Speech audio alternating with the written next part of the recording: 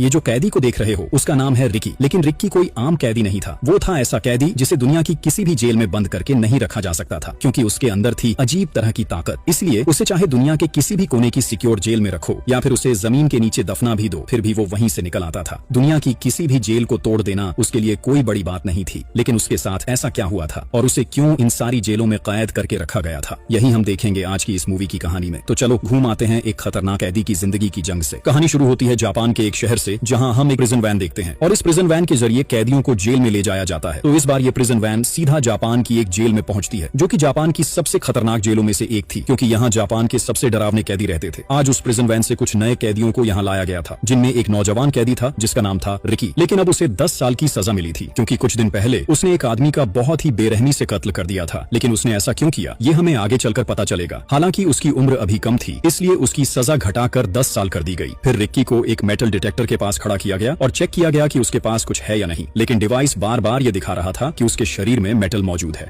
Police ने काफी देर तक उसकी तलाशी ली, लेकिन उसके पास से कुछ भी नहीं मिला। इससे सबको शक हुआ कि रिकी ने अपने शरीर के अंदर कोई हथियार छुपा रखा है। तो उसे और अच्छे से चेक करने के लिए वहां की स्पेशल एक्सरे मशीन में डाला गया। फिर जब उसका पूरा शरीर चेक किया गया तो पता चला कि उसके शरीर के अलग अलग हिस्सों में कई सारी गोलियां फंसी हुई हैं और वही गोलियां असल में मशीन में डिटेक्ट हो रही थी। ये देखकर वहां के पुलिस